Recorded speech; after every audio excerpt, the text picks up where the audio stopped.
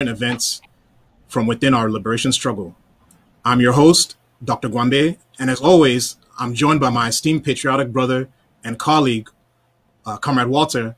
And unfortunately, this week, Dr. Yaya will not be joining us today because she is not well. On behalf of Press Hour, Dr. Yaya, we want to wish you a speedy recovery and that you should get well soon, get some rest so that you'll be able to join us next week quickly.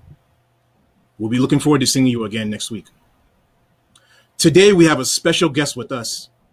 That is the one and no other Comrade Ndansi from the Mogamo LGA. Comrade Walter, how are you? Thank you very much. Good. Much more delighted, actually, to be here. And I actually want to acknowledge your presence, Dr. Comrade Nkwabe, as well as our special guest, Ndansi, who is been as busy as anything, as a beehive, I would say. But I think that we also want to acknowledge the absence of Comrade Dr. Yaya, who is taking some rest as a result of health. But she'll be joining us shortly in the next edition. So I want to thank you all, fellow viewers, and I just want to exercise our presence and to thank you all once more again for your patience. Good. Comrade Ndansi, how are you? How was your week? Thank you, Doctor, and thank you, Comrade Waters. I'm very privileged to be here today. It's my honor. I'm invited to this wonderful show.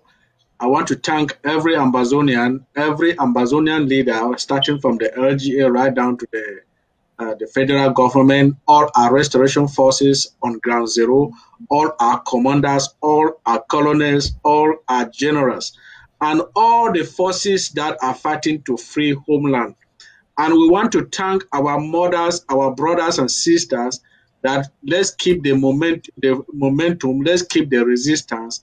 God is on our side because we are on the side of the truth. And the Bible says, the truth shall set you free, and the truth shall set Ambazonians free from the occupation of La République du Cameroon. Once more, thank you so much for inviting me.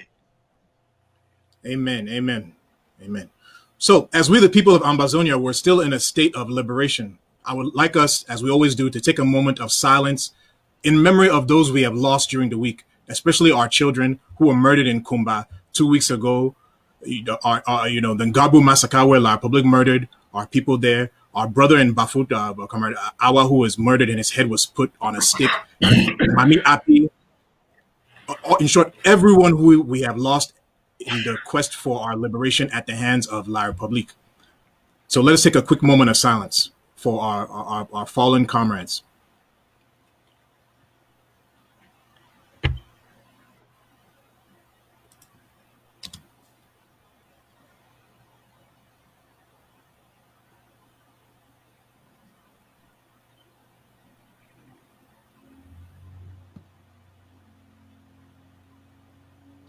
Okay. This moment of silence is in honor of Victor Ngamenyi, Anamgim Jennifer, Ngemon Princess, Chetelma, Zakame Rema, and Chemasendi. May the souls of our dear beloved children and brave restoration forces rest in peace and in strength. So, this week in the States, November 11th was Veterans Day for us. And since we know what the price is for freedom, we want to take a moment to acknowledge all the veterans.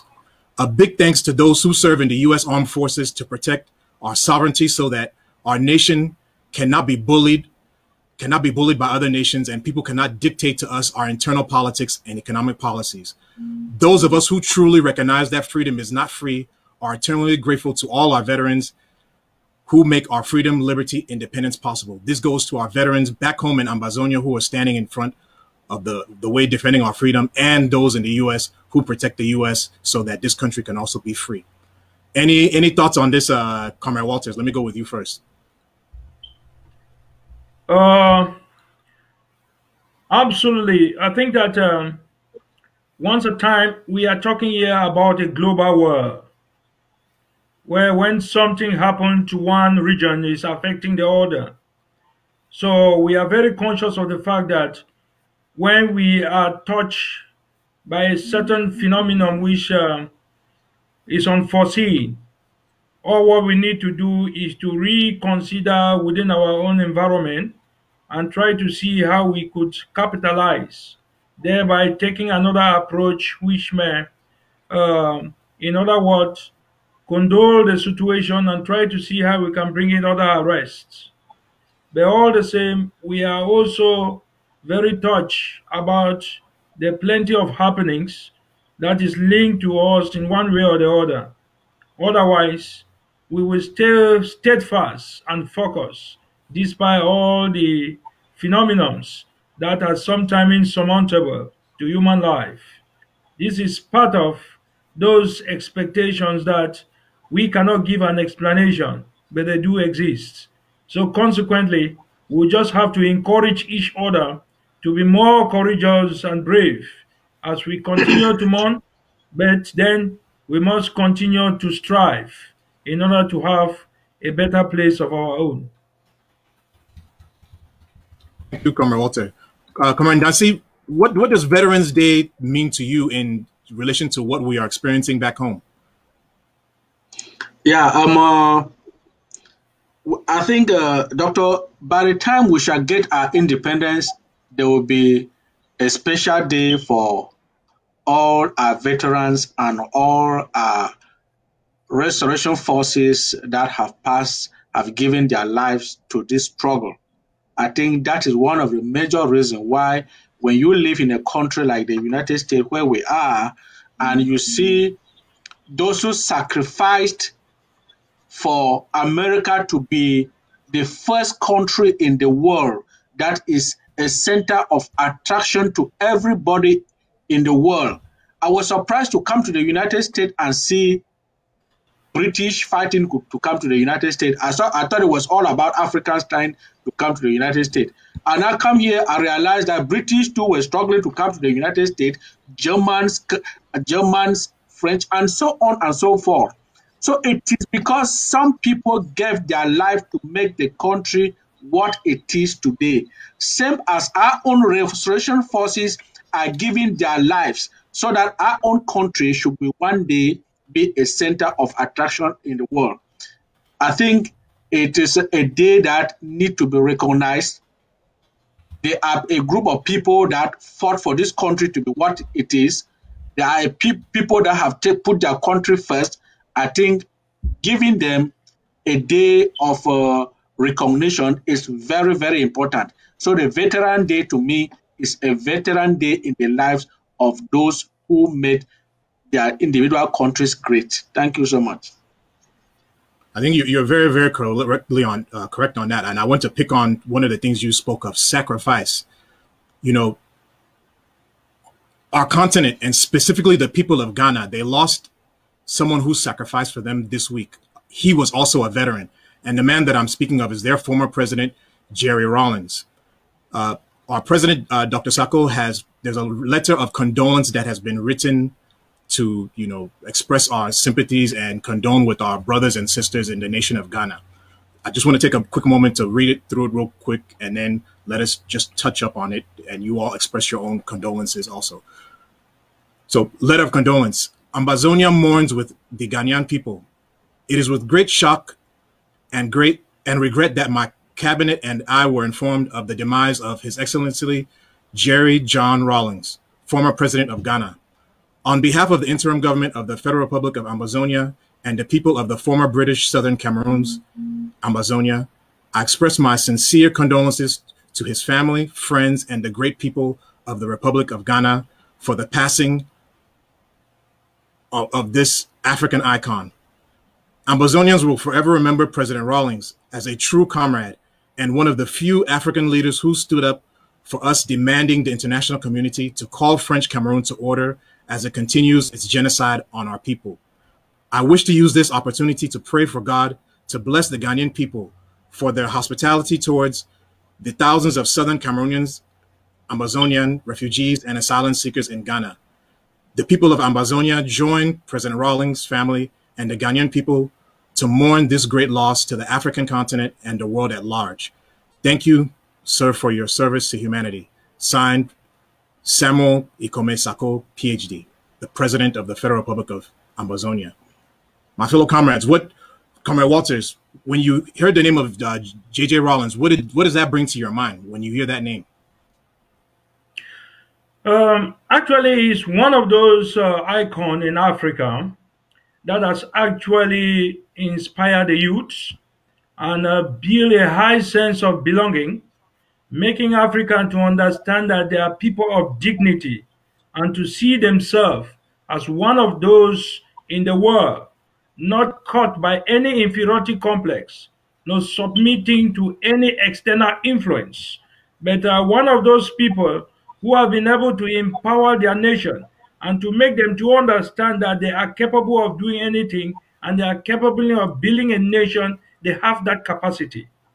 He's one of those type of people, one of those leaders that when Ghana was totally in ruin as a result of the fact that a former president, talking about Kwame Nkrumah, was overthrown, at one time the whole Ghana was in total high, deep crisis that kept the entire nation in such a bizarre. But Jerry, looking at the high level of corruption, decided to take upon himself to clean the nation. He paid in his life because at one time he was arrested, jailed, just the time that he was about to execute it. Because of his patriotic spirit, the military people found a way and took him out. And from there he remobilized himself and came back to the throne, reshaped Ghana and gave it a face that we are seeing today. He did not end here. The same dream that Nkrumah made, that the independence of Ghana is meaningless except the whole Africa has been liberated. You can see the spirit of this very dynamic leader who has been so keen about what has been happening in Southern Cameroon. And remember that even his predecessor arrived Southern Cameroon during the days of Njongou Foncha and the period of change. You imagine that such a leader has never given up to now. And up to this moment, up to his dying bed, he has been preaching the idea of freedom and liberation of Africa. Southern Cameroon was not out of his mind. I'm very sure that Comrade Ndasi will have more light to throw about as far as this leader is concerned. Yes, over to you, Comrade Ndasi. Yes, my dear comrade, when I learned about the passing away of J.J. Rawlings, the first statement that comes to my mind was, good things don't last. Because he has been a personal friend to the people of Ambazonia and to the nation of Ambazonia. While saying that, may his soul rest in perfect peace, I still want to believe that heroes don't die. His memories will still remain, and we will still have to continue to give him the honor for what he has done in the country of Ghana and Africa and the world at large. The sensitization and education that he has given the youth of Ghana, the youth of Africa before his passing away. I think every African youth now have to understand that we have to take our destiny into our hands, and we have to shape our future. This is what some of these leaders like J.J. Rawlings and other leaders like Muammar Gaddafi and the guy of this soldier from forgotten. You mean Sankara? J.J. Rawlings, Thomas Sankara. This is what these vibrant gentlemen of Africa, that is the lesson they left behind, that we have to take our destiny into our hands. We have to shape our future. And I saw it coming in Nigeria, it is in Ambazonia, and it will soon extend to all parts of Africa. The youths are coming into play. The youths are trying to take the destiny and shape the future of Africa. We want to call on every African, every citizen of Ambazonia to learn the lesson of J.J. Rawlings, that we should not give up. from what Komrewata just said. At one point, he was arrested, jail. After his arrest, he did not give up. Jail. After his release, he did not give up. He continued. So resistance is going to break the barrier. That is the message from J.J. Rowling to all restoration forces of Ambazonia, to all leadership of the revolution, of this restoration struggle in Ambazonia, and to any other leader and to any other person who is trying to fight for the freedom of his citizens. I remember, as Comrade Wata just said, I remember there was a time that in Mogamo, you move around, you see Ghana with small boxes doing shoe mending. That was the time of the crisis in Ghana. If somebody could change the lives of everybody in that country, and everybody that was out of the country doing stupid and ugly things like the shoe mending that they were moving around the quarters, and then we should understand what this man did to the people of Ghana.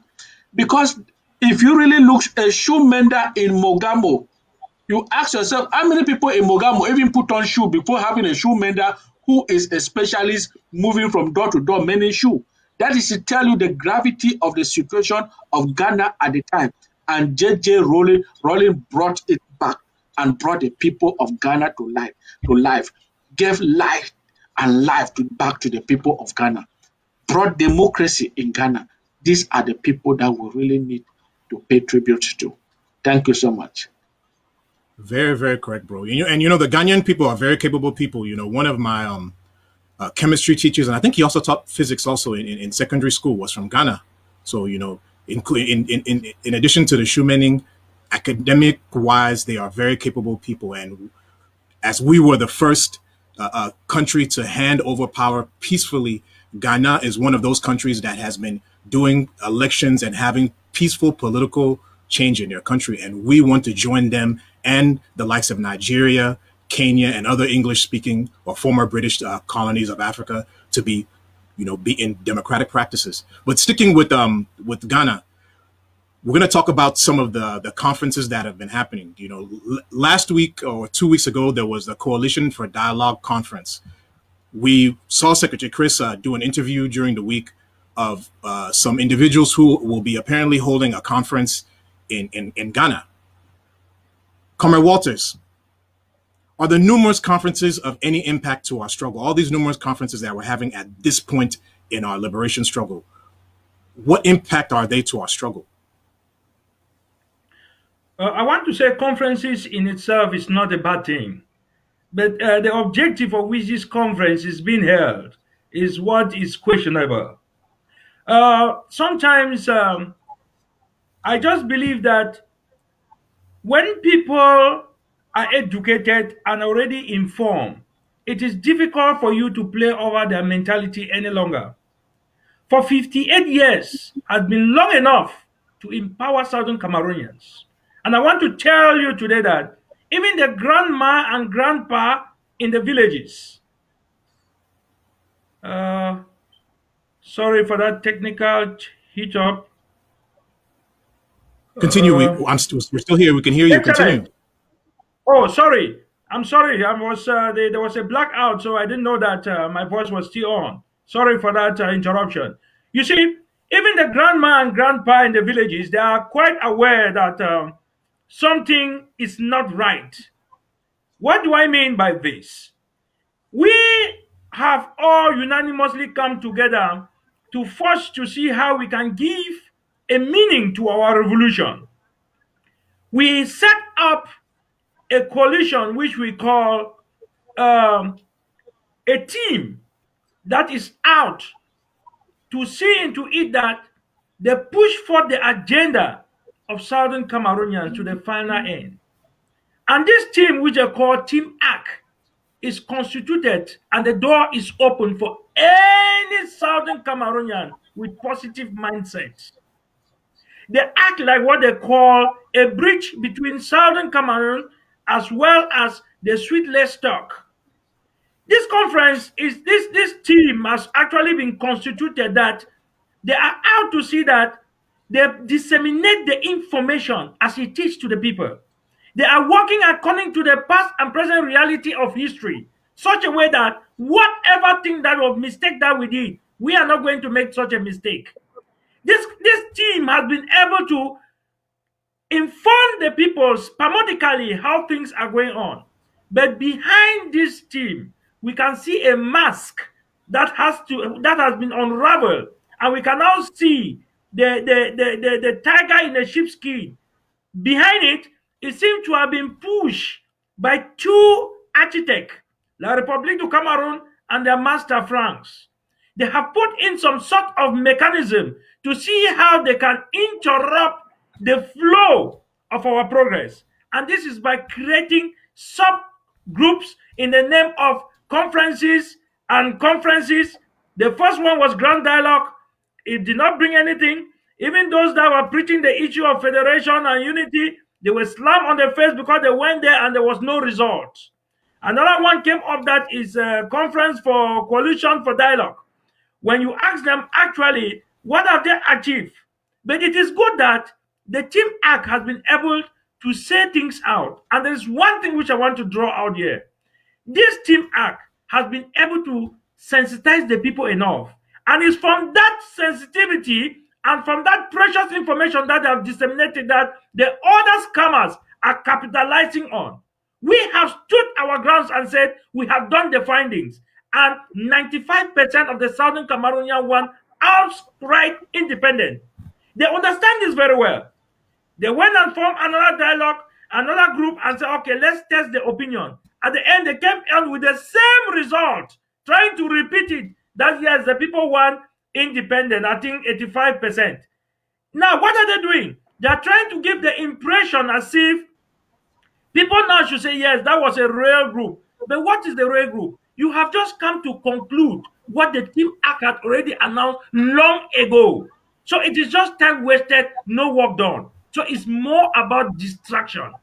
So we are here to inform the people that, listen, stay focused, steadfast, and do not be deviated by all these numerous conferences. It's just a game that they're struggling to play over our mind to distract us, give the impression as if there is a bigger platform than what we are thinking about. Is it a matter of the size or the matter of the substance? I think what is important is not a huge group that you're giving a huge name of which nothing do exist. Bunch of scammers come together, creating all kind of deflationary tactics to manipulate the people of Southern Cameroon. We want to tell them clearly that you cannot fool all the people all the time. Our advice here is that stay behind the Team Act under the influence of all the other leaders of positive mindsets. And that's why we will always follow our leader, His Excellency, Dr. Samuel Sarko Ekome. Good. Korendasi, which is more impressive to you? Which gives you more information when our fellow Ambazonian brothers and sisters in Ground One do not participate in the elections of a foreign country, do not participate in the fake national day of a foreign country? Or are you more impressed when a conference is had to determine or to give another indication of what the people want? Yeah, dear comrade, before I come to the issue of conferences, I hope you might give me some good time here. Oh, of course, go. I am in the United States to our people on Ground Zero. One of the questions that I have faced from African American is to give them the answer to the reason why Africans sold their own brothers to the whites. That was slave trade.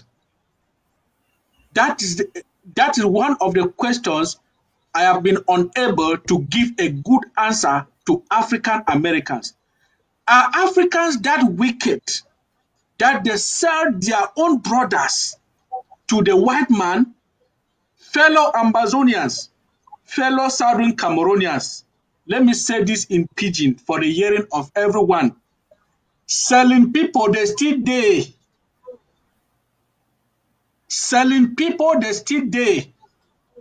If una want know whether selling people they still dey, Muna hear the cry of Nambere. Nambere na Success Congo and Ellie Smith go take her for Nigeria, go sell her for Cameroon. Today Nambere is crying. Those are the two examples I can quote to you people. That selling people, they still exist. If you want to give yourself, be the seller, please, Ambazonians, you are doing it at your own risk. Those people will come in the uniform of Ambazonians. They are not coming in with CPTM uniform. I am saying it for almost the 20th time. They go put in our t-shirt, carry our flag, sing our anthem, but their intentions is to sell you. Dear Ambazonians, let me insist on this. Selling people, they still there. Muna listen to the cry of Nambere. Nambere, na Success Congo and Ellie Smith, seller for La République, starting from the videos that we saw in their meetings in Nigeria. There is nothing we have to dispute here. Who are those who sold Nambere to La République? From those videos, we can authoritatively confirm that is Ellie Smith and Success Congo. And these are not the only two people sellers in Ambazonians. Any man where in the point we say where our restoration first day that selling person. Let's not dispute that. Let's call a spade a spade. Ambazonians selling people, they still exist. That kind of people, they be catch people there for Africa, sell them for white man. They still exist. And they still fight for sale today. Okay, now, dear comrade, coming to the issue of conferences. When you are fighting and your enemy, I will say this again, and again, on it to sink into the head of every Ambazonian. When you are fighting your enemy, you must know the strength of your enemy. Because when you know the strength of your enemy, you know when to attack and where to attack and how to attack. What is the strength of La République vis-à-vis our revolution? Let's look at La République history with one of their two political parties, the opposition party in La République. Might take the major ones, the SDF and the UNDP.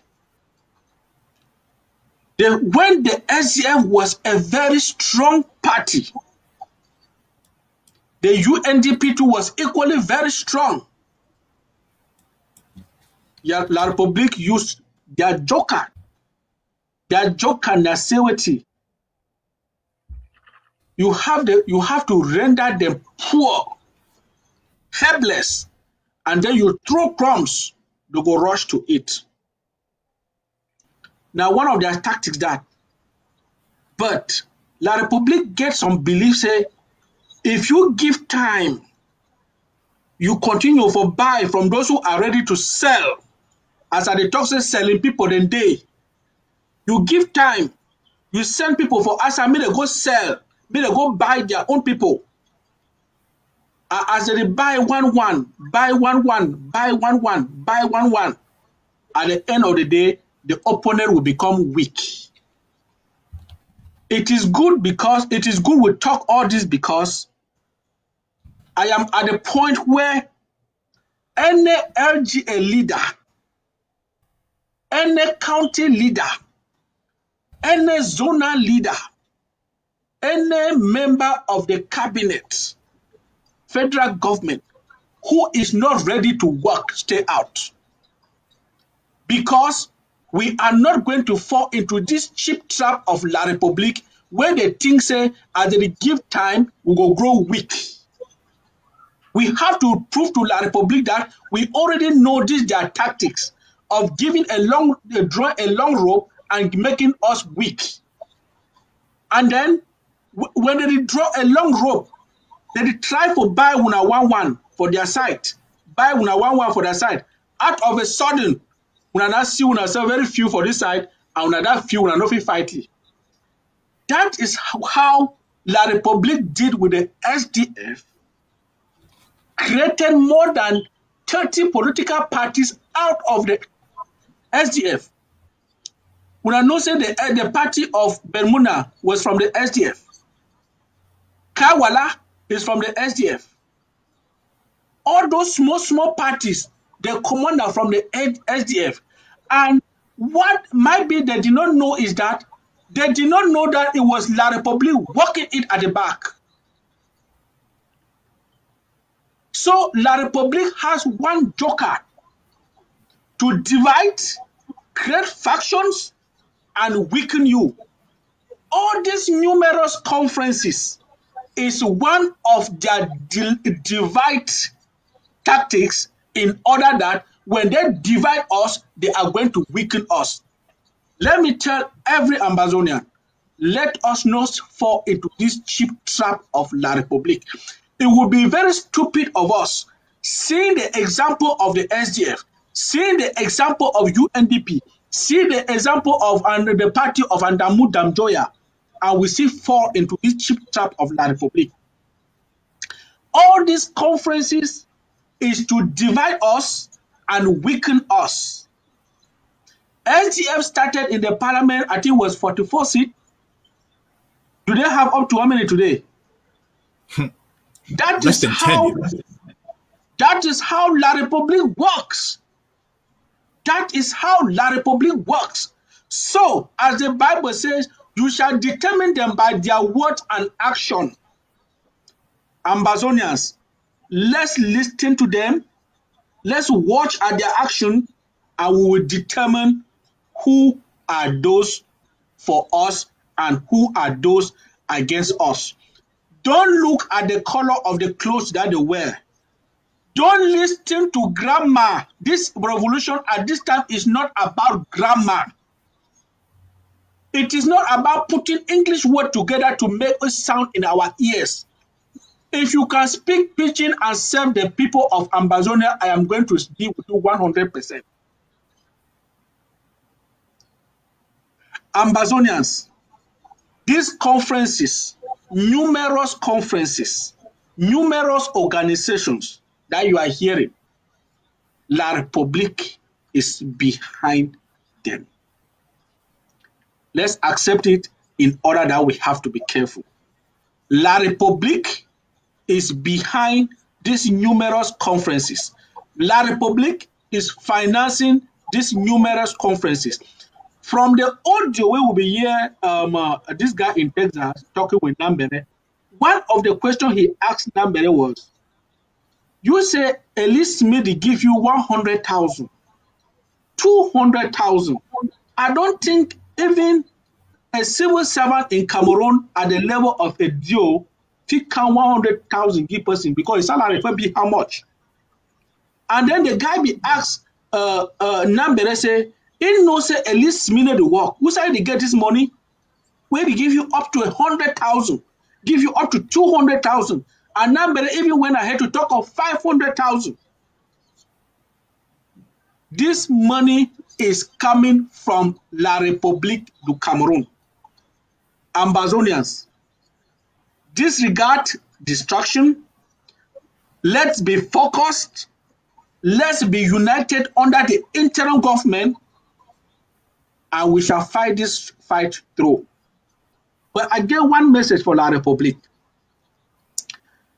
Since La République thinks it could draw time, it stay away from the switch talk and then see us grow weak like the SDF and the UNDP. This is the message I have for La République. For instance, in Mogamo, we started with about 500 soldiers. I be Secretary General for Mogamo. I be talk for my people. They say, any action, any reaction, let the action we will see for video, not be up to 20 soldiers they take up. So, as La République, the say the dry rope, me La République knows that we started with den gun, we move into AK, we are at the level of production of our own. Why they started with foreign import weapons and they are still using foreign weapons. So who is moving forward? We are moving forward. We started with no minimal or no experience. We are gaining experience. Even it end up just 100 soldiers in Mogambo. 100 soldiers with determination, focused, taking of instructions, ready to execute. They will do what 1,000 soldiers they will do. Because it takes only about 10 soldiers for do one of the action we don't see where they be for the past week. For go put something, me operator, it not need 100 soldiers. So while La Republique the thing say will grow weak, we Ambazonians should be prepared to come out from with every LGA, come out with Bafut LGA. You don't need 1,000 soldiers. You need 100 or 150, maximum 200. Mogamo LGA, minimum. You don't need 1,000. You need 200 or 150. When you say they say stand, they stand. Sit, you sit. Take the instruction of soldiers. We are able to provide. We are determined to provide. They will take the action that will continue to hold La Republique until La Republique will come to its knees. Thank you so much. Yes, thank you so much for that very detailed explanation. And thank God you did not reveal any strategic advantages that we have. So, you know, the interesting thing in the explanation you gave about what we are facing against French Cameroon, you've essentially answered the question to the slavery issue that our African American brothers have asked you. It is a divide and rule game. That is the name of the game. African nations, and when I speak of African nations, I'm talking about Mogamo, like where you're from. I'm from the nation of Bafut. Our comrade Walter here, he's from the nation of Bali. When you're in America, and especially as an African American, you may think that African people are all one people. We may share the same color, but we're not all the same people. We're not one people. We're different nations. Again, like I've said, you're from Mogamo. I'm from Bafut. Walters is from Bali. We're three different nations. So this divide and rule game that unfortunately the Europeans back then played against us is the reason why we had this slavery issue where they would come to the Bali people and say, oh boy, we need these people. You need to capture people from there. Get these people and sell to us. If the Bali people refuse, what do the Europeans do now? They come to the Bafut people and say, Bafut people, we're going to arm you. You attack the Bali people, kidnap them, send them to slavery. That's divide and rule. They do the same thing in Mogamo. It's all divide and rule. That's the way the world has worked. And second of all, they met us at a time in our history where we were technologically behind and collaboration and unity does not exist. Let me repeat that again. Collaboration and unity does not exist. Does that remind us of anything that's going on in our own revolution? We may all have one goal, but to do the collaboration and unity is a challenge. And you, Comrade Dancy, you've explained why the collaboration and unity is a challenge, because La Republique loves to play that game where they'll go and pick someone who is supposed to be an opposant and put them in your mix. And that person is going to help you all choose who is going to be the candidate to run against Paul Biya. Perfect example, Issa Chiroma. Issa Chiroma was supposed to be an opposition guy, but he ended up being the Secretary of Communication or Minister of Communication for Biya. But during the election of presidential election of 2003, he was in that mix of opposition people who was to choose who the one candidate would be to go up against Biya. And they ended up choosing Adamu Ndamjoya. Adamu Ndamjoya, who his party is only represented in Fumban. He has no national representation. Then that's the guy who they put up to go against Paul Biya. So you see, this divide and rule thing is what is messing us up with regards to collaboration and unity. And we have to be smart, as you have said, Comrade Nancy. Thank you for the advice given to our people. And as a matter of fact, we're going to continue in that matter.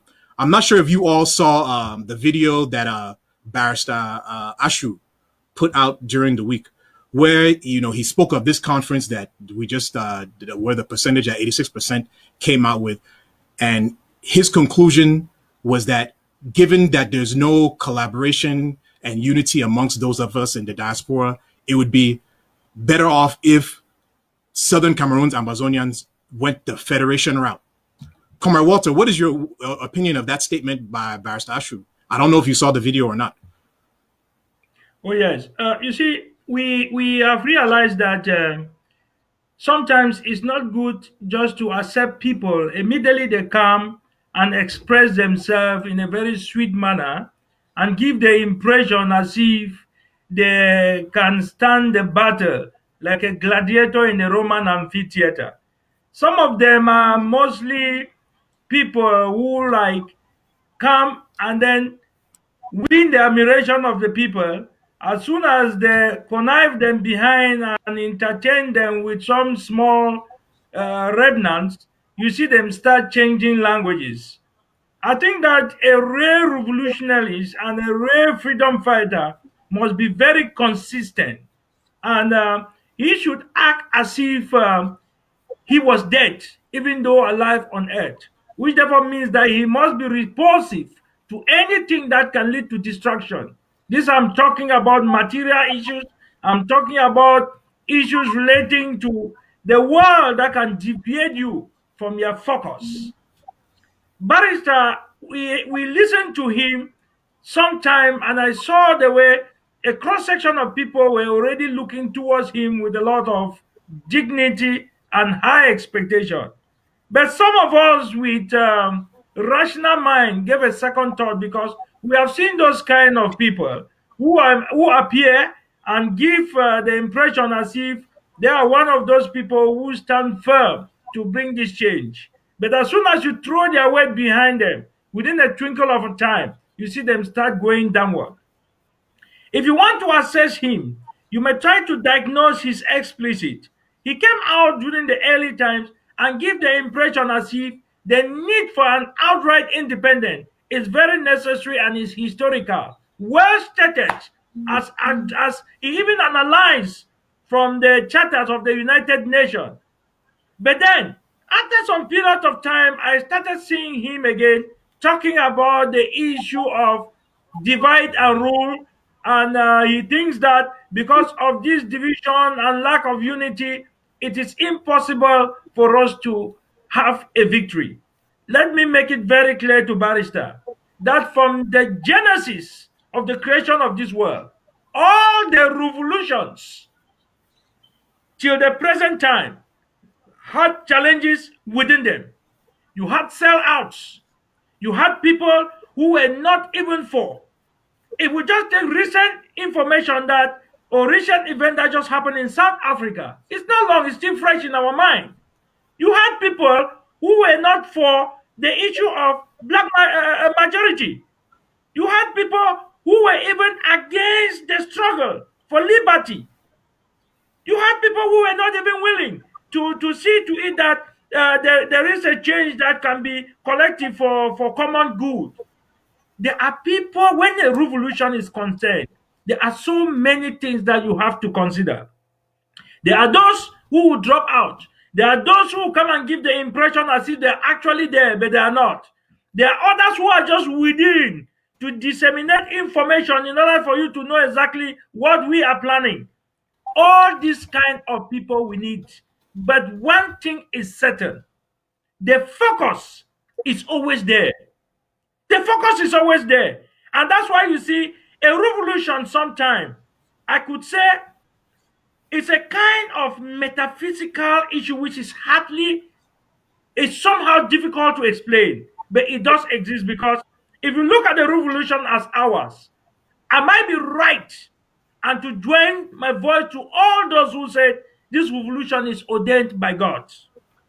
Because I would want to tell you that during the Tech Conclave, the peak where everything started, because that is where we were to elect the leader of the governing council.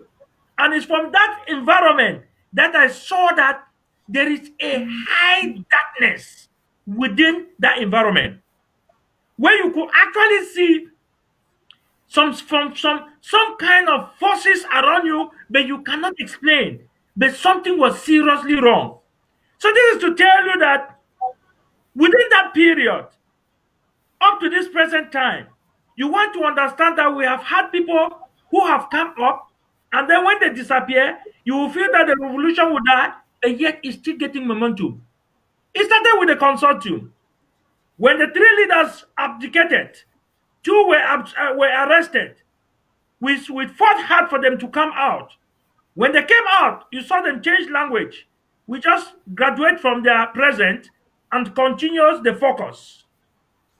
When they arrest all the leaders and kept them in dungeon, the people thought that everything is gone.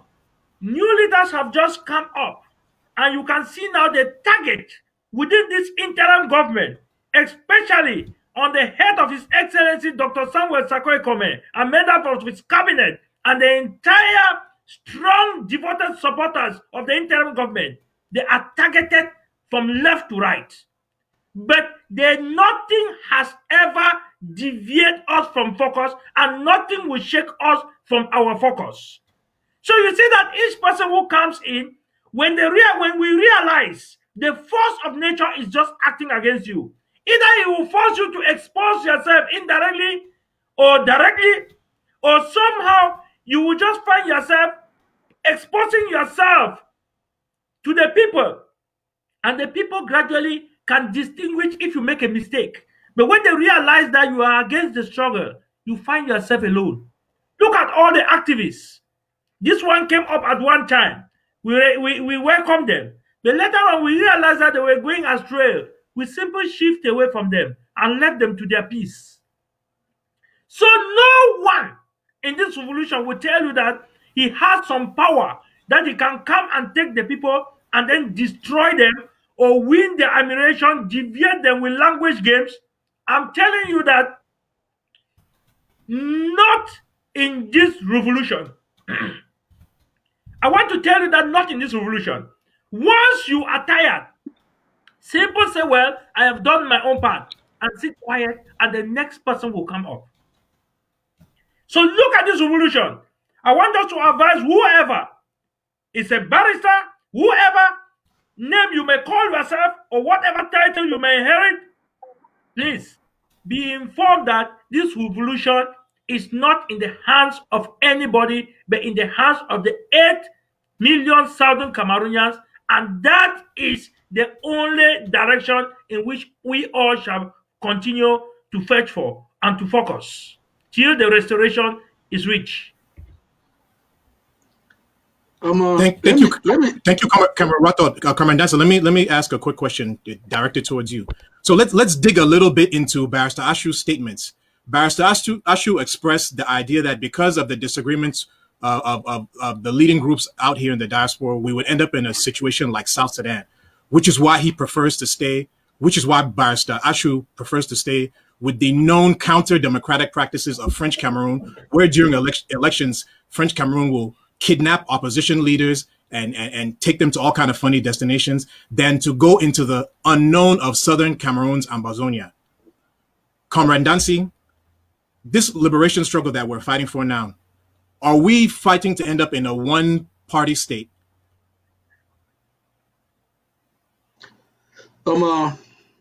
We are not fighting to end up in a one-party state. Somebody in my show on Thursday was proposing that we should end up in the system of the United States where you have just 2 major political parties. So that either you belong here or you belong here. If you don't belong in A, you don't belong in B, therefore you are neutral, you should not talk. If you want to talk, go and meet A or you go and meet B. That, I think, that is those are the proposal of some individuals. But let me say something with what Barrister Ashu is saying. There's one thing in this revolution called the spirit of the revolution. The spirit speaks for us. The spirit of this revolution speaks for us.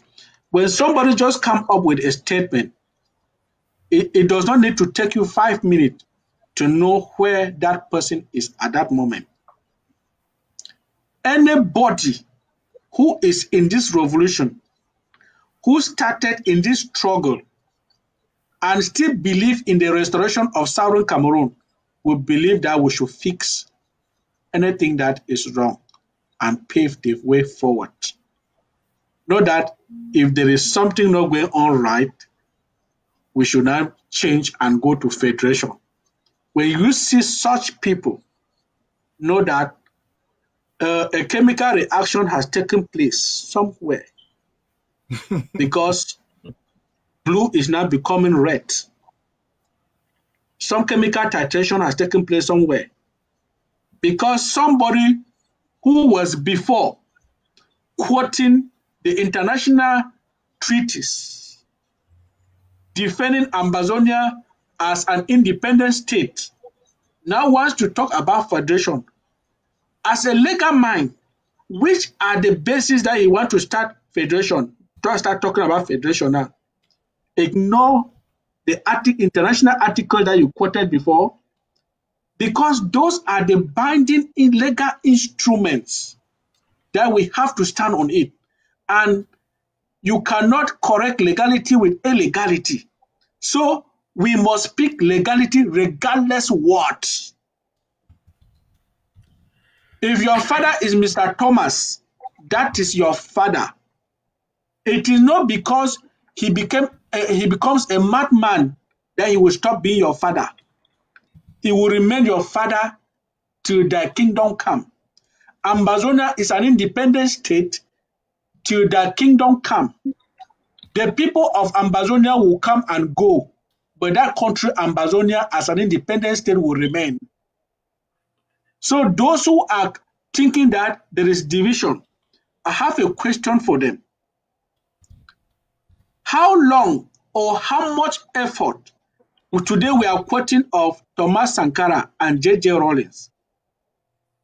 We can even move back to Nelson Mandela. How much time did Nelson Mandela spend trying to unite the people instead of fighting forward? J.J. Rawlings came up, saw the situation of Ghana, and said, I have to change it. He said, I have to change it. I, J.J. Rawlings, have to change it. Not that the people of Ghana must stand up all at once. Those who arrested and jailed him were Ghanaians. They were not Nigerians. It means that even among the Ghana that was suffering at that time, they were still divided in opinion to correct it. When he called for a change of government and the movement to democracy, some people arrested him and jailed him. I mean, they did not agree with him. Not every Ambazonia will be on board. Some are agents of La République du Cameroon. Barrister Ashu cannot claim today that he does not know that. The division that La République is causing on Ground Zero is directly equal to the division that La République is causing in the diaspora. You don't know people's phone messages. We don't know the phone calls that they answer in their bedrooms. So Barrister Ashu knows very well that La République has a very strong influence in what is going on both in the diaspora and on Ground Zero. So if you know that and you come a turn around, when you start speaking with water in the mouth, we know where you belong now. Secondly, I have to say something to Ambazonians, fellow Ambazonians. Every human conscience gets cost. There are some people that if you give him just 1,000 francs, you are paid for their conscience. There are some people that if you give them 10,000 francs, they will sell their mother. They will say, na their mommy that catch them. There are some people that if you give them 1 billion, they will not sell one of their finger. So every conscience has a cost. La République will continue to buy those weak consciences, and La République will succeed to buy those who are ready to sell their conscience. Every Ambazoner should take note of that. Our consciences don't have the same cost. Some man go offer a own even at the expense of a right, even at the expense of the education of his children, even at the expense of the development of his community. Some people will sell their conscience for that. Yep. If you see people like Nelson Mandela, you see people like Thomas Sankara, you see people like Gaddafi, you see people like J.J. Rollins. Those are people whose consciences are very expensive to pay for. And that's why you see them resist to the end, to success, because their consciences were unable to be paid along the line. The Frundi that we saw in 1990 is not the Frundi that we see today. At the final end, the cause of his conscience was proposed, and he has to take it. Let's know that right up to now, some leaders are still in the revolution that the cause of their consciences have not been reached. The day that La Republic will propose the cause of their conscience, they will take. In other words, what am I saying? I am telling Ambazonians that people will continue to fall out. So if somebody fall out, let it not be strange to us. But let us know that among the leaders that we see today, there are some people that you cannot pay their conscience. Those people will resist and they will take us to the end.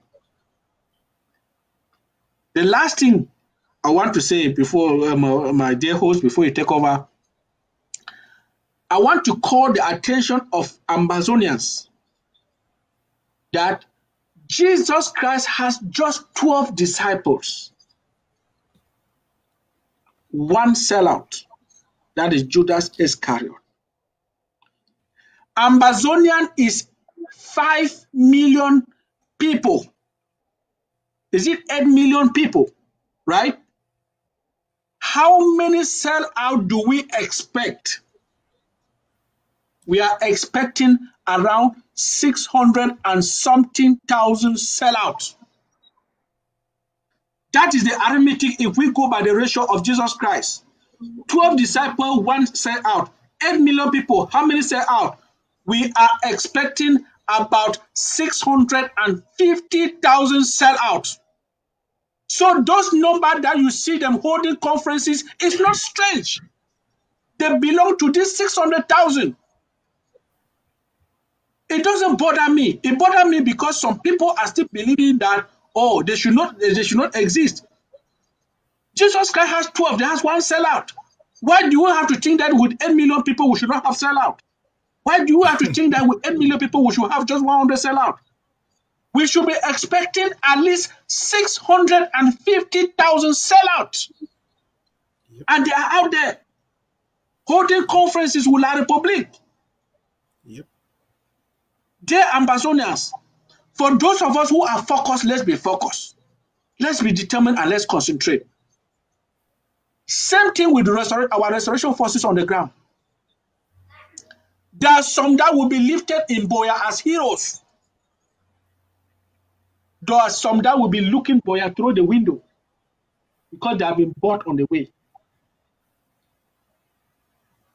Yes, it will come to pass. It is not the number. It is, as the Comrade Water just said, it is not a number. It is the substance. It's the quality of the material. This leader we still see today in the LGS, in the county, and in the zone.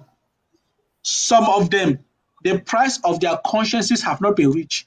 The day their price of their conscience is reached, they will fall out. Ambazonians, don't be distracted if they fall out. Know that despite the fact that those with cheap consciences will sell and fall out, there are some people, because those people will exist. Ambazonia is not an exception. There are some people that they will never reach the cost of their conscience, and those people will take us to the finish line. Thank you. Wow. You know, Commandancy, you are 100%, I mean, probably even 1,000,000% correct about people who will sell their consciences, you know, and turn us to sell our liberation struggle. I mean, in the history of Southern Cameroons, one of the biggest people who sold their consciences, if you ask me, is Solomon Tandeng Muna. He ended up being appointed to be the prime minister by who was it? Was it Ahijo, right?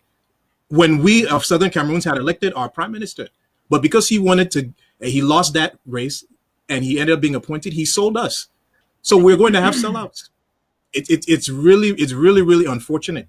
But I want to play devil's advocate a little bit, Comrade Walters. I want to play devil's advocate again with regards to this Barrister Ashu statement. Let's just assume that Barrister Ashu's concern is that we who are fighting for the liberation of AMBAZONIA, interim government, ADF, all the other group people, what if his concern is that we all have not defined a method of how those of us with differing viewpoints will solve our problems now? Maybe he's looking into the future thinking that if these people can't even create a way of how they will manage, how they will move forward now, that does not look good forward. That does not look good in the future Southern Cameroons. In that environment, they will still not create an environment where people with differing views will not be able to solve their problems. What, Comrade Walter, what do you think we can do to allay some of the fears of these people who think we are not creating systems that allow us to be able to solve problems between those of us who agree and those of us who disagree? Perfect example, just to give you a kind of guidance, in the United States, as Comrade Nancy said, there's two main political parties, the Republican Party and Democratic Party. If you see the way those people disagree with each other, but they still, when it comes time for war, when it comes time for them to fight the enemy, they unite and they move forward. What do you think we can do to allay some of the fears of people who think because we are not creating ways to collaborate now, that when we get the independence, we'll not figure out a way to collaborate and move the country forward? Comrade Walter, I'll start with you, and then Comrade Nancy, I want you to answer next. Well, I think that I want to believe that even those who are creating this fear, or what we call a deteriorating atmosphere, they are very conscious of the fact that we are in a state of revolution, struggling to restore our independence. That's why you see we call it an interim government. If we had called it a government, it means that we're already having a country. We were very conscious of the term that we use, interim. And it is because of this term that you see that they are doing everything possible to destroy this interim government in place. Have you seen any serious focus on the other frontline leaders? They are very insignificant. For over 35 years that they said they were existing, there were no impact. No impact.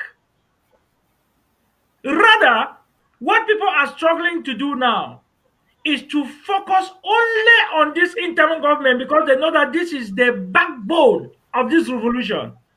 What other evidence are they expecting to see? You see an interim government with a well structure in place. From the president to the vice president, the secretary general, you have what they call the legislative council, you have what they call the counties, you know, what we call the local government. I mean, let's just name just this. What else do they want? That when they say there is ghost town, the whole northern and southern zone is shut down.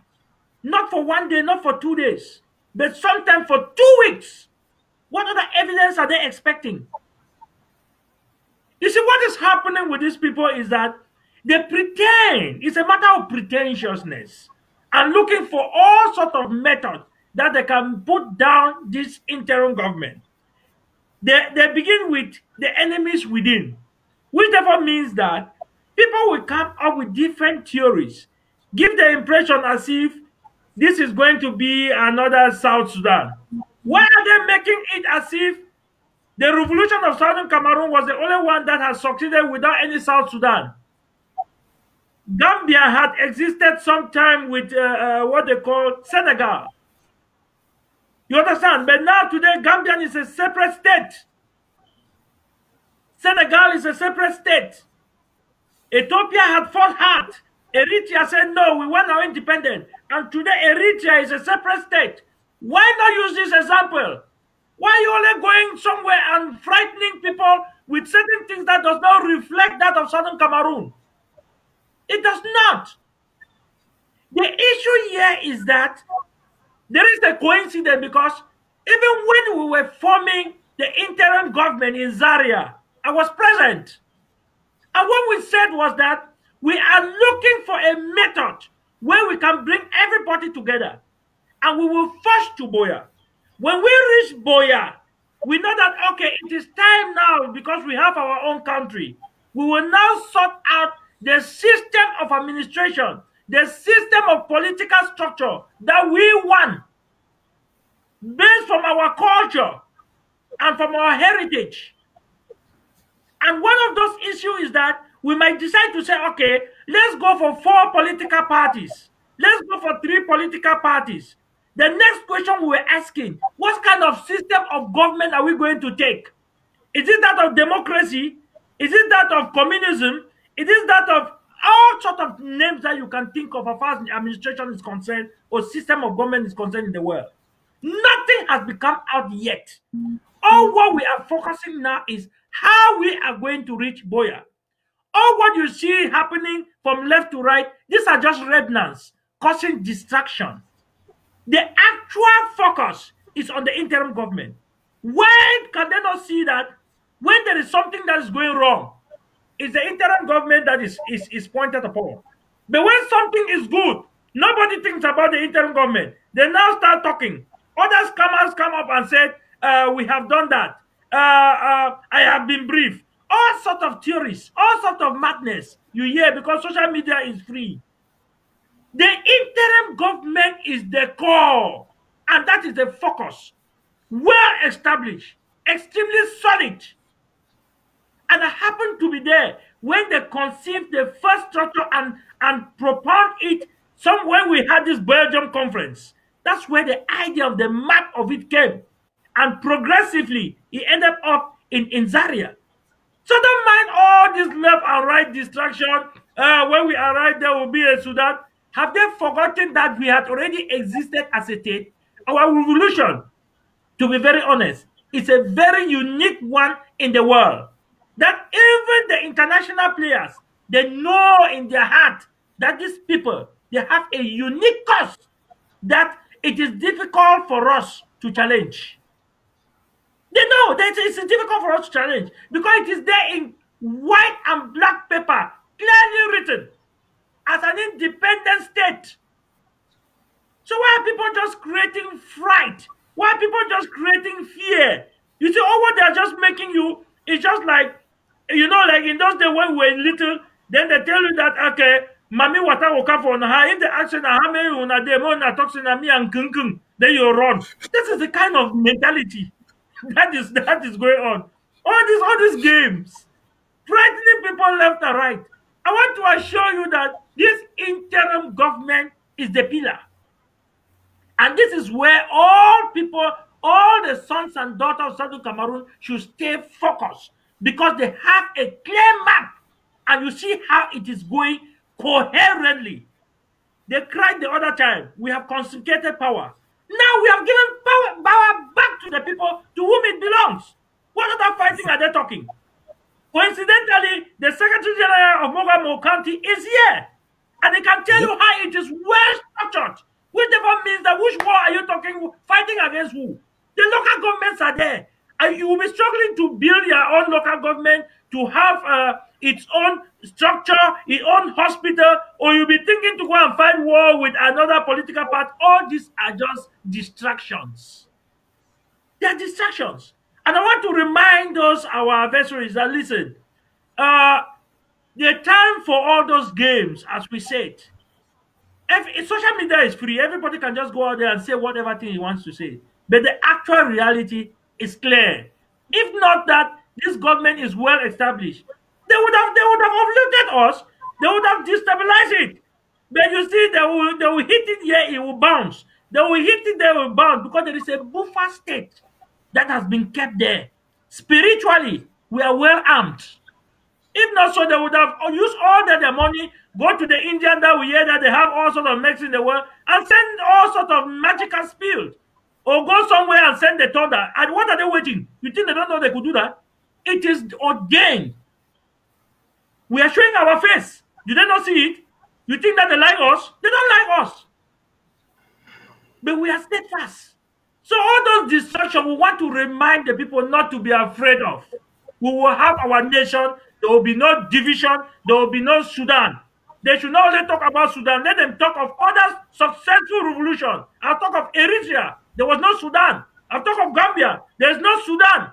Why should Southern Cameroon be a Sudan? Very, very, very good question. You know, when you look at it, as you said, we have LGAs in all that's spread out throughout Ambazonia, all 13 counties. We are all together. We're well structured. We even take care of our own. If you look at the work that the HSS department under Dr. Tita is doing, they're doing a lot of great work taking care of our own, taking care of our refugees, our IDPs, and our prisoners. Ambazonians love our own. We take care of our own, and we're not going to let ourselves get into the mess that South Sudan got into. Comrade Nancy, what is your opinion on this? What can you do to calm down some of the fears of these people who think that we are not doing enough to create an environment where people with different minds will be able to still work together and move forward? Yeah, dear comrade, one thing that Comrade Water just said, one big question. Why are they always talking of South Sudan?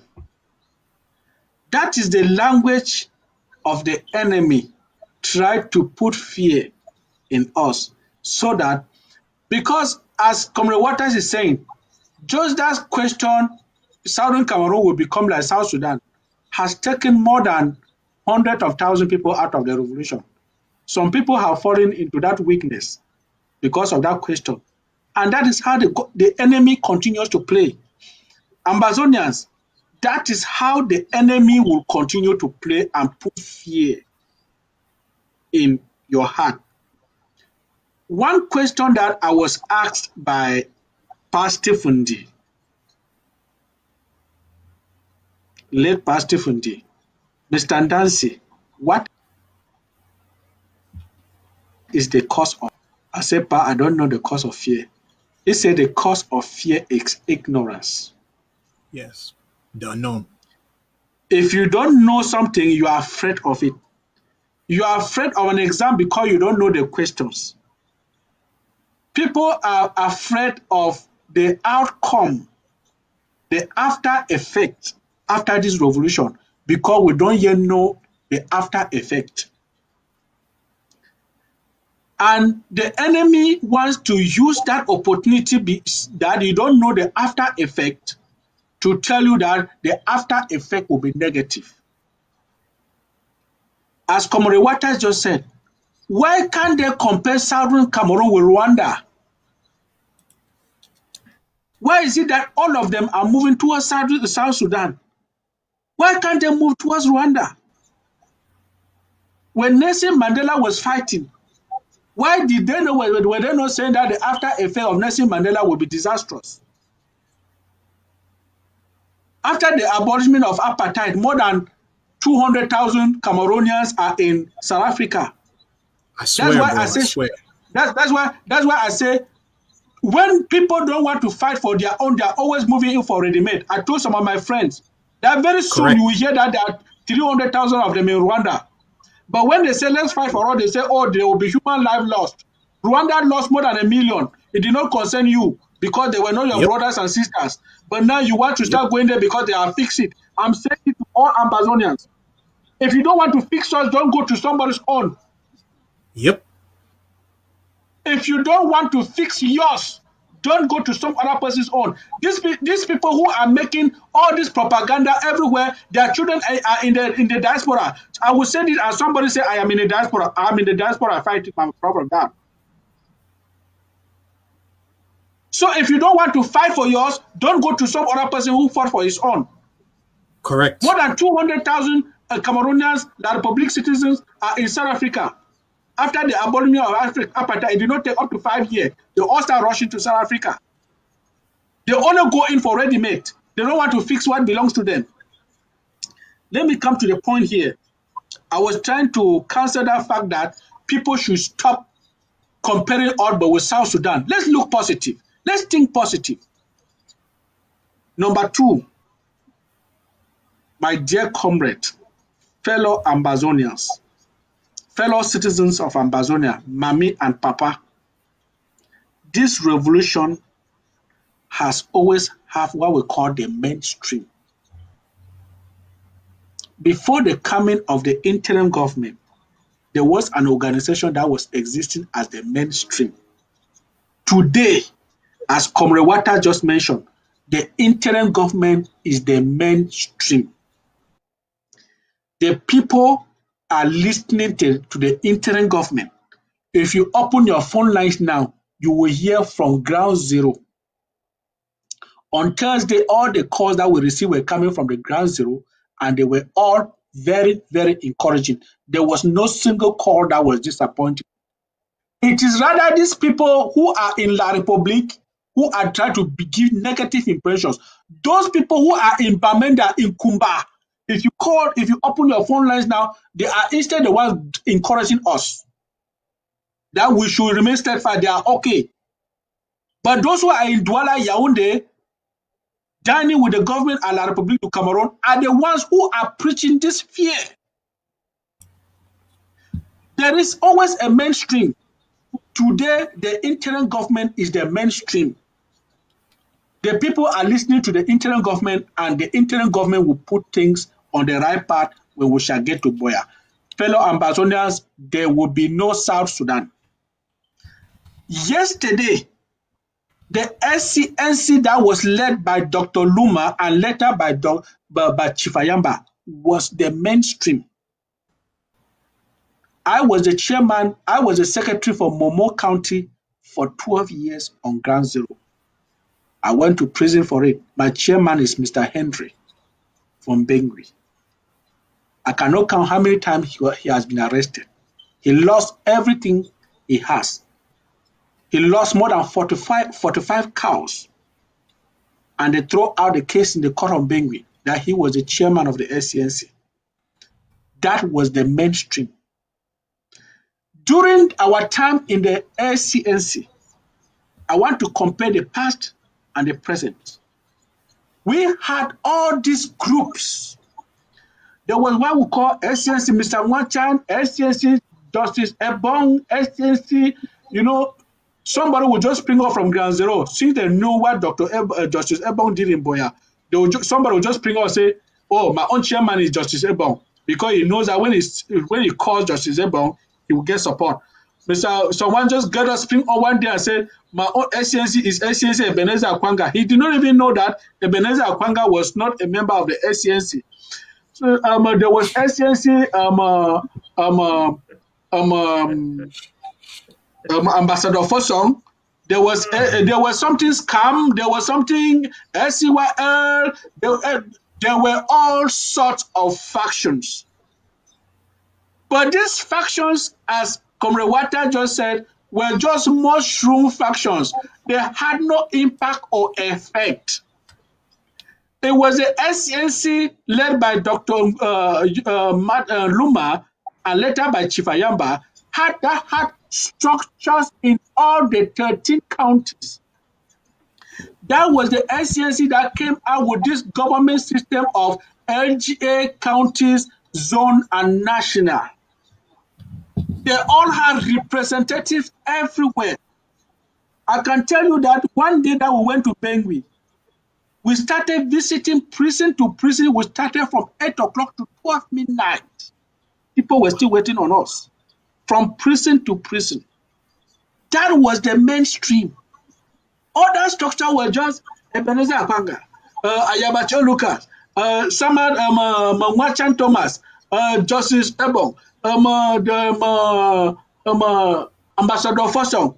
You ask them, where do they attend their meeting? None. What is their constitution? None. Where are they acting? None. The reason, my dear brothers and sisters on Ground Zero are in the diaspora, fellow Southern Cameroonians, the reason why we now hear of them today is because of social media. Why people did not know about these numerous factions in the past is because there was no social media. If I have to send a letter to the LGH for Witikum, I have to take it. I have to go to the head office, take it, pay transport to Witikum, or I go to Mogamo, I give it as a letter. The information will not ever go out. But today, somebody just pick his phone, sit on his bed, on the bedroom, make an audio and send out there. That's why today you now know who is Ebenezer Akwanga. That's why you now know who is Ayabacho Lucas. I asked him since 2017, Ayabacho Lucas, who are you? What do you have to show? All those people who say that, oh, they are going to create confusion tomorrow, who are there? Nothing. Nothing. They have nothing to show. They have no constituency. They have no organization. Don't mind what you hear on social media, my brothers and sisters. Those things existed in the past. The person who brought the Procurator General to come and evict us from the SNC head office at Commercial Avenue was one of us. And he sat in that office and started saying that he is SCNC, Mr. Nwachan. There was no followers. There were no followers. Somebody will sit in his room somewhere, just pick a pen, write a press release, go and put it on a newsstand at Commercial Avenue. He is a chairman. No followers. That is the same thing that is happening today. The only difference is that they will come on social media and make loud noise. Yep. Other than Capo Daniel sitting somewhere and pretend as if he's running a TV. What do they have to show?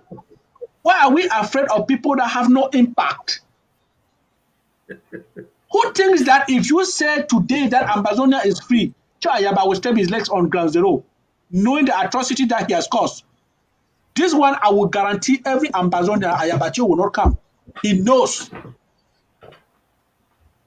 Let us not be afraid of their social media propaganda. They have no consequences, no effect. They don't have followers, and they don't have any backing. They are just agents of distractions. They are not only agents today. They were agents yesterday, and they are still agents today. The difference between yesterday and today is because now you take the opportunity of the social media. Thank you so much. Wow, yeah, Comrade Dancy, you really, really, really, really brought it. You are 100% correct. You see, like that question that you said that you were asked about why is it the African sold into slavery? When you look in the 90s and 80s, the question that some Americans would ask, especially those who are against immigration and all that kind of stuff, is that why don't you go back and fight to fix your own country? Why do you have to come here to our country? So that the statements you've made are very, very correct, that you must fight to fix your own country. This country did not wake up to be like this. Don't mind that we as Black people were able to progress and succeed in this country in this time period. But in those days, it was not like this. People fought for it. Even some of the labor laws where you can do 40 hours a week.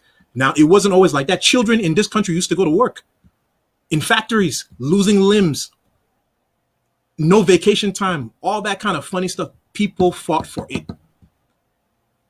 You even have to go back and look at the situation with that we were having last week with the fund and funds who are betraying people. Like I said last week, go to countries like France, Europe, and Russia, just to name those three. France, Germany, and Russia. Go and ask where their traditional rulers are. Go and ask where their own kings or funds are. And you'll realize that people who betray their people, especially if you think you're a traditional ruler, you're gone. So, thank you for that very, wow, that was good. You were very right. We're fighting for our own. And again, as Comrade Walter said, the IG system is well structured, where we have supporters. We're not one-man show. When you show up, you commandancy, when you show up at a particular location, you're not going to be by yourself. Only Mogamo LGA people, the way they're there for your back now. Even you, Komrawata, only Bali people, the way they're there for your back now. People, they understand. So good. That is really, really, really good. So we get that that kind 18 minutes for sure. And I want to see if we bring in some caller them from ground zero. But in the meantime, maybe the story as we wait Comrade Oben, may he bring in the callers from ground zero. So continuing with this discussion where we don't talk, who, Comrade Walters, who can be considered more wicked, the enemies from within or without in our restoration? Obviously, the enemy within. You know, there is a common say as we used to grow, and they say, enemy way it there for house. You know, it be more dangerous than enemy way it there for outside. What they mean, I say, anything where it want leak, now only people for inside know exactly what way they happen. And they go carry them now, go out, and for outside they go say, that's where they happen. If you see what way they go on now for this revolution, you will agree with me that most of the sellouts, since from the time of Jongu Foncha, Solomon Tandemuna, SS Indere, as well as Ngomdwa, now only enemy within we bring that distraction. And the consequently for this enemy within, now he will face them up to today. Ogotum Ngomdwa be a non-nonsense man. Not be that kind of way be feel quiver in front of a hijo. He be know he right. He be know he country. He be know he history. And he be know what we stand for. But because the enemy within go sell out, they come dismantle, change it, bring the very sell out, come put it the way they act as a whole two office. One as Prime Minister for Southern Cameroon and one as Speaker in the House of Assembly. He already be tell you say this, so it become for be a bridge where it go help the enablers and for crossover come for Southern Cameroon for bring total destruction.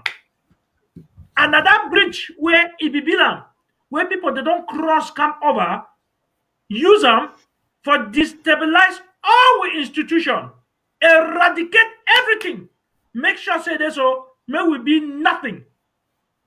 Because if you see what way they happen, once you don't succeed for weakened people, once you don't succeed for take everything for them, now they just there like a beggar for you. If you remember what way one great president for Russia, Vladimir Putin, be talk, he said, look, you go catch chicken, you pull out all your feathers, and then later on, you start throw corn for you, say give it chop. So for you, if so they help that chicken. You not happy anything. You don't destroy it all. And that's the same thing where these mad people that we do them for we. We be flourish. You tell some point and say we get airport. Somebody actually which airport we get them. They don't know say Chico we don't exist. Bali airport we don't exist. Before anything when you think of that nonsense, say Yaoundé and Douala. If you tell them so we get wonderful machines that will exist for players, they call and say Victoria. They come for them, they not only loot the machine, they even change the name. Talk some more call and say Limbe. So that means they just wipe out name people, they don't understand anything. You see the thing that say sometimes they be where when they make some kind of mistake, when they feel say this so that mistake when I don't succeed, but when I don't know so when they only build the people. Time will come where the people will tell you, say, listen, no check say we'll be being a fool. And I think the way I go talk say the time don't reach where we, for diaspora in particular, will not be abscond from that country. Or will not stay for diaspora and say we like diaspora more than our country. Any successful revolution, you must fight them out of your country, and then those the way the inside country, you will now work in collaboration. Where it means say we'll do everything for galvanize the funds, send them for there, we do everything for open up diplomatic discussion, we'll be able to come out for media, who will first talk. Now, way that we will fight them. Now, collaboration between diaspora and ground zero. And at the same thing where you understand where Israel, in those days, where they call the Zionist movement, they be there all over the world. They did one to empower their own hometown. The same structure. So, what they do for diaspora here, where some people go sit down, they feel say we're not like, no. If all we come out go for down day, how we will be able for galvanize funds? How we will be able for coordinate? How we will be able for attack embassies, for draw the attention for what will happen for down there? Instead, the people within, now those people when they're inside diaspora here, when they still fear inside diaspora, now the worst enemy than that, now that people they call and say enemy within. Because think about what will happen for ground zero. You be so sad, mommy stand up, challenge the minister where call say minister for territorial administration. Tell it up when you quote a wrong quotation for Bible inside the hometown. People that don't want to run challenge the government inside the hometown. Then the people for diaspora, when are there, they talk to them on even come for rally, when are the fear. Then now which kind of people will be? So now this enemy then within what they talk, now the worst kind of people will not ever think of. So I want us to say the enemy within, trust me, it be much more dangerous because the trust will be get them. You feel so okay, now part of you this because we're not there for the same place. But you know that then they disseminate information every day and night. How come say this? So we will sit down, we will plan something. Even if you hate the revolution, how? If you want to make a broadcast, why you go to say this thing not leak? You dey talk am outside. Then you define now who? If I get something where it be contrary to competency, me I don't come for media, I can't talk am because when I talk am, I know say the enemy why they fight, I'm go here and you go take advantage for fight against me. So consequently, if I be patriotic, I no go ever do that kind of one. I go know say I don't get the information. I fit even call you for phone and say, gentlemen, nothing though I don't get them, nothing when it happen. It end for day. But when you see person where come out say it be call itself say activity, this one where active itself, any man just come up for anywhere, give on title. You know, this revolution be interesting. And you want to know the enemies within. Any man don't just come out give your own title. So one that commander in chief, so one that this one, so one that all kind of person you see them. So my idea I say these enemies are the most dangerous enemies. Somebody go spend all his time. The expose say don't get the leakage, the expose them. You the expose another to who? You know, you give the impression that say you the one enlightened southern Cameroonians. But when you the entirely sorry, the pass now the information for the enemy. So consequently, now who will you fight them? So now these enablers. Now something where it's so painful. Sorry, say I go talk so much why I never get for talk so much, but at one time you didn't really feel the pinch because you understand say you there with somebody inside house. It be more painful where most of you there even with your woman for house. If you go betray you outside, it be 10 times painful than your normal friend when they just meet up casually. Because you trust the person for within. But when you finally discover that the very person that betray you, it be so bad. From the beginning of this discussion, you will see the quote from Christ as a betrayer. The enemy within, the one who want take send my hand take thing. If he come take thing the same time, now he go betray me. In every way second, the same person be sent hand to, he take him with Christ. Now for they all man be not say that the betrayer this. Enabler, a betrayer, now the worst set of person for any struggle. Now the worst set of person. Not the person where if he really sympathize with them. No. Trust me, no. Yeah, you know, Comrade Walter, you be right. You know, in the history of enablers and betrayers, every country that has gained its stature has treated them accordingly. In the US, they tar and feather them and dismember them and all that, those kind of things. You know, it's just that unfortunately for French Cameroon, their first enabler betrayer, their first black leg was Ahidjo because he sold out, you know, Mumi and everyone else to France. But, you know, switching over to you, Comrade Dancy, we're continuing the same line of thought.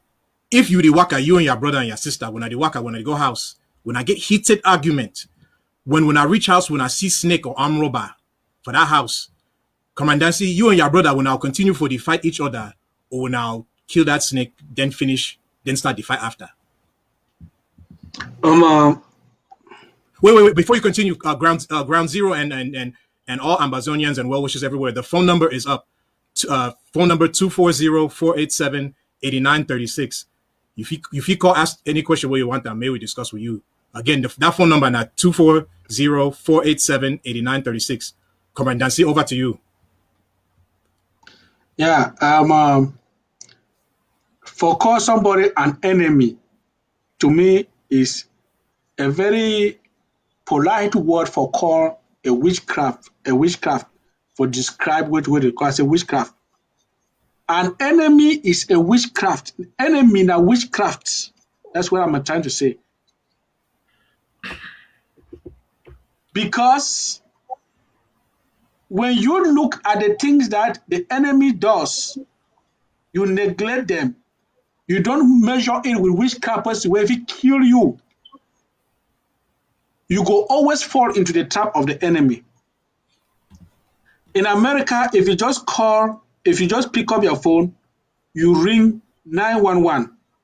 Even if you don't talk, you're going to meet firefighters, police, and ambulance.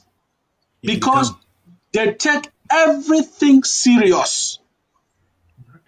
If somebody comes on the air and tell you that I have a leakage, and you just minimize it and take it that it's just a leakage, that person is dangerous. Before I come to your question, I come from an environment, I come from a polygamous home, where if you get into a family,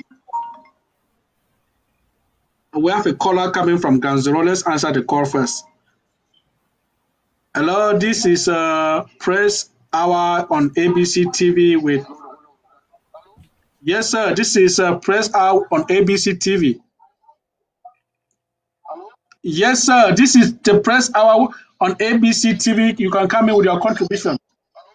Yes, sir, this is Press Hour on ABC TV. Thank you, sir. Thank you, sir. Yeah, I have to thank you very much for the fabulous job you are doing there. And I hope all the analysis you have made there have entered our ears on Ground Zero. We are very happy. You people are really doing what is good for us. You people are teaching us. You people are making us to understand many things. Some of those who are learned, we thought they were learned. In fact, do not understand. They are messing up. They are doing terrible things. Today, they are this, tomorrow they are that. You see, it's a funny story. But then, where are they heading to? They are heading to nowhere. They are merely exposing themselves, as you people really said there. They are exposing themselves because once you begin something well, in fact, and turn around and begin to do some other things, people who are intelligent would understand. We don't know who they are deceiving. Are they deceiving themselves? Are they pretending to take us back to life? Well, we don't know. Because to the best of my knowledge, to the simplest child who is in these two zones, they sing our national anthem, they understand. You can imagine a child of 3, 4, everywhere they are singing. Why do you not ask yourself, but why this is happening? Because they have already understood that they are belonging to a nation. So all these people you are quoting, the barristers, they are barristers by name. They were not born great men. You see, if you go into the Bible, you can quote it from Jeremiah chapter 1 verse 4. The Bible says, before you were formed in your mother's womb, I had known you. And before you were born, I had commissioned you to fight the invisible powers of this world. Let me tell you, there are people who were not born this. There are people who only have some little experience, who were not called for what you think they were called for, who only came in as a result of a kind of, a scenario that goes on, and then the profit to come out. But at long run, their consciences are bought. So it is not very easy for somebody to stay consistent in that manner. Why? Because he was not called. So all these people are fools. Then I would like to lay some emphasis on what our younger brother who is presenting the show said about America having 2 parties, and that people are very skeptical about the fact that when we shall gain our independence, perhaps there shall be that confusion and so on. Let me tell you, America is already a stable country. We are in a struggle.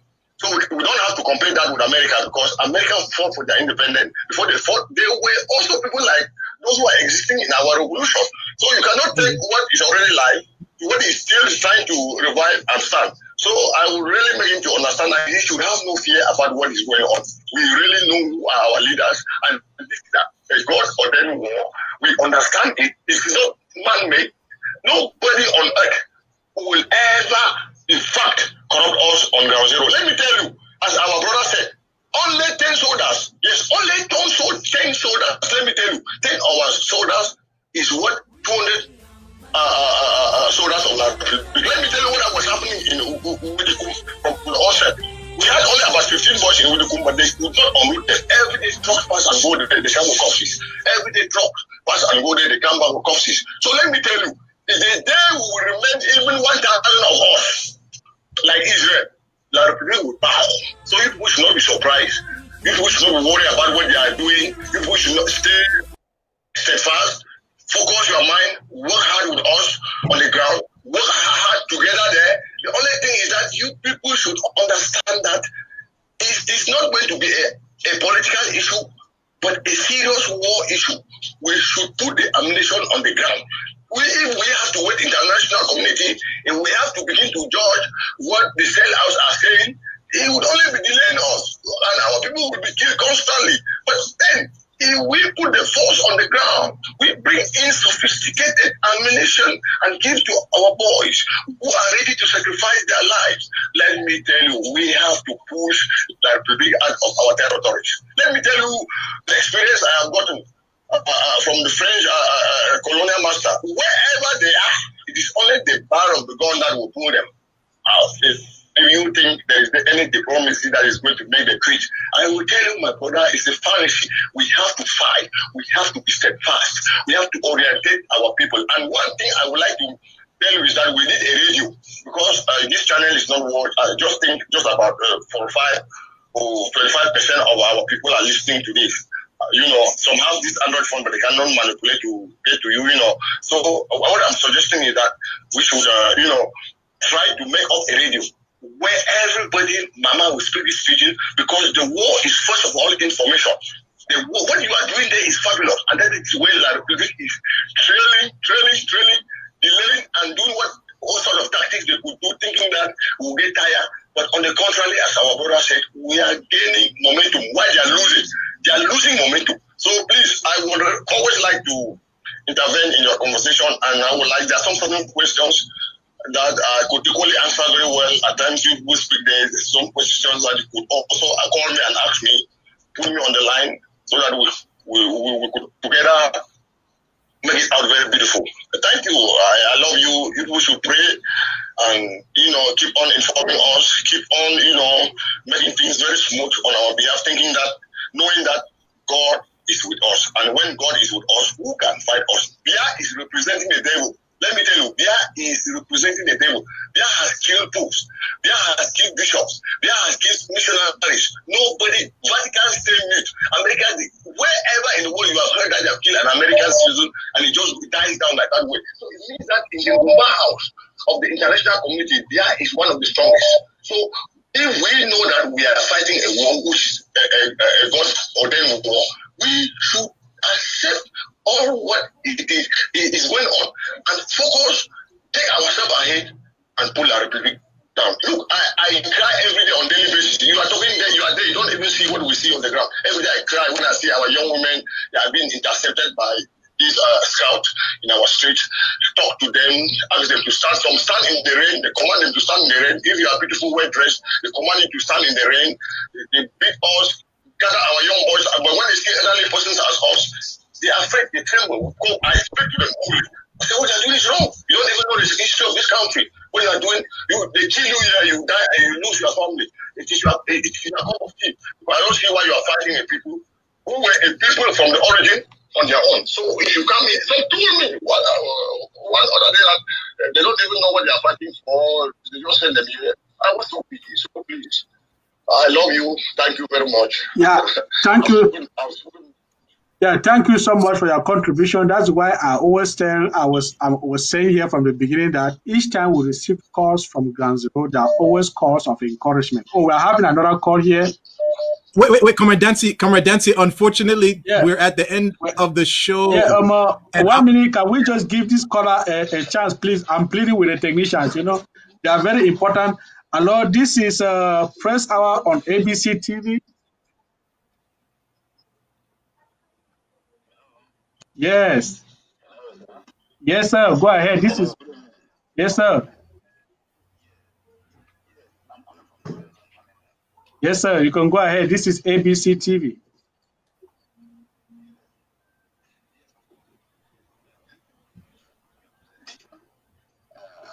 Let me say good evening, particularly to Comrade Water. Yes, Comrade Water. Good evening, bro. Yeah. This is a childhood friend. I'm going to say hi to you. I'm very proud of what you are doing. Only died. You will only live 9 years in Brazil also. Because we must come out of this bondage. So that's it. I just want to say, you guys should not bother about this talk of South Sudan and so on and so forth. We are much smarter than those propagandas. And we are much smarter here in Brazil. We know exactly what we want. We know who is who. And by the way, we would rather have a South Sudan here than continue to cohabit with that country of demons. We would rather have a South Sudan here. But the truth is there will be no South Sudan. There will be no South Sudan. That propaganda is too cheap to have any impression on us. Yes. We are going for our independence. There is no single justification to bear to continue to live with those francophones. No single justification. That's answer the question. You see, this thing was forced on us, as it is often said. It was forced on us. These francophones have been on our necks since 1961. We just came into retaliation a few years ago. As time passes, the momentum is growing. Without this black legs and traitors, even this thing would have been over. I'm speaking the truth because yes, they don't have any ability to keep us in bondage. It is the work of traitors and black legs that is delaying what the destruction would have caused upon them. Yes. So I take this opportunity to plead for unity and collaboration. Like Dr. Sako said, we can do politics in Boya. But let us unite, let us collaborate and get rid of this despicable enemy.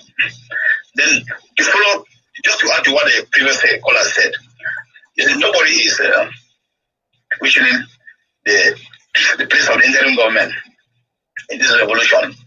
But I tell you, from my interaction with comrades on Ground Zero, from my assessment of the situation, if the interim government can unleash firepower, Ground Zero, commensurate with what the people are doing. I'm talking in relation to the war draft. I don't know how it's going, but if the interim government can unleash the power, the firepower that is expected of them, I tell you, no one will question the authority. Okay, sir. No one, yes. So, please, I don't know. I'm not debating. I'm just saying what is real on Ground Zero. No, you are on you are on Ground Zero, and we are in the diaspora. We should be taking from you guys on Ground Zero because you are living the life story of the revolution. Thank you so much. We are already 6 minutes out of our time, and I will give Dr. Ngame to complete the show. We hope to hear from you next week, Sunday. Thank you so much. Okay, those two callers are great Ambazonians. Wow. That's all I can say. Those two callers from Ground Zero are great Ambazonians. Those of us in the diaspora, those of you in the diaspora, I hope you are listening. Every day we see the resilience of Ground Zero. They are the most inspiring force in this revolution, and they make us proud all too much. Did overgive we pride? Man, no lie. I don't feel lie about that one. If you're in the diaspora, support your self-defense, support humanitarian efforts. If you do those two things, you are a great Ambazonian. Look for your LGA, look for your county. If you do that, you join there and you contribute there, you are a great Ambazonian. If you want to be a great Ambazonian, like the gentleman who just spoke to us from Ground Zero and all the other Ambazonian people that you're seeing there, those are the things you must do. Pay your ABC money, support humanitarian, support self-defense, and you'll be a great Ambazonian like the gentleman who just spoke to us. I want to advertise again that next week we'll be back here on this show at 7 p.m. Amba time Sundays. And I also want to let our listening public know that tomorrow, Secretary Chris will be live. He'll be live with an esteemed fellow African from Somaliland to talk about the story of Somaliland and how they view our Ambazonian struggle. That will be at 7 p.m. Amba time tomorrow. So please join in and watch this show. In closing, I want to say, we're going to reference one of the founding fathers from America, Benjamin Franklin. When he was leaving the Constitutional Hall where they were negotiating the Constitution that they were trying to have, when he left that hall, someone shouted out, Mr. Franklin, what kind of government are we going to end up? Are we going to end up with a republic or a monarchy? Benjamin Franklin responded, we are going to end up with a republic if you can keep it. My fellow Ambazonians, we had a republic. We were the first democracy in Africa where we transitioned power peacefully. Unfortunately, because we did not have the military means to defend that democracy, we lost it. Now this never again generation has that means from us. We are defending it and we're restoring our democracy. Stay steadfast, stay resilient. We are together till we reach Boya and afterwards in building our country. Commandancy, thank you so much for coming. We look forward to seeing you again. Comrade Walter, next week we talk. Now, you come back. See you next week.